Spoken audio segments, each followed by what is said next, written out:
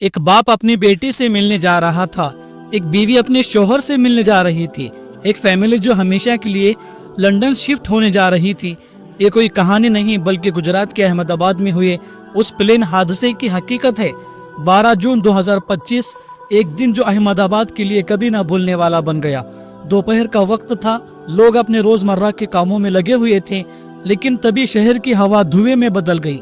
एक प्लेन जो अहमदाबाद से लंदन जा रहा था, टेक ऑफ करते ही सिर्फ 1 मिनट के अंदर टेक्निकल खराबी की वजह से मेघानी नगर अहमदाबाद के एक हॉस्टल की बिल्डिंग से जाकर टकरा जाता है।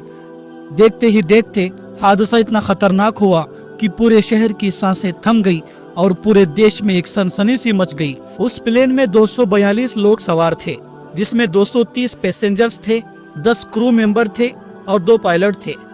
230 पैसेंजर्स में से 53 ब्रिटिश नागरिक थे, 7 पुर्तगाल के, 1 कैनेडियन और बाकी भारतीय नागरिक थे।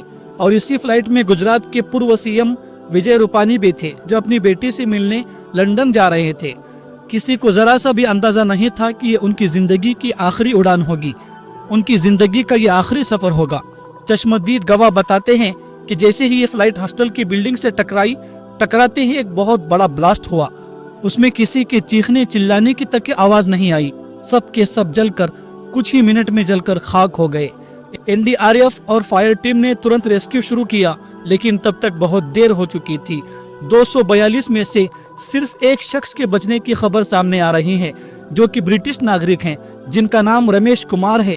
वही कई सालों से लंदन में ही रह रहे हैं। इस फ्लाइट के एक ही सर्वाइवर हैं। वो कहते हैं कि मुझे नहीं पता कि मैं प्लेन से कैसे कूदा और मैं कैसे बच गया। कहते हैं ना, जब कुदरत बचाने पर आती है तो मौत के मुंह से बचा लेती है।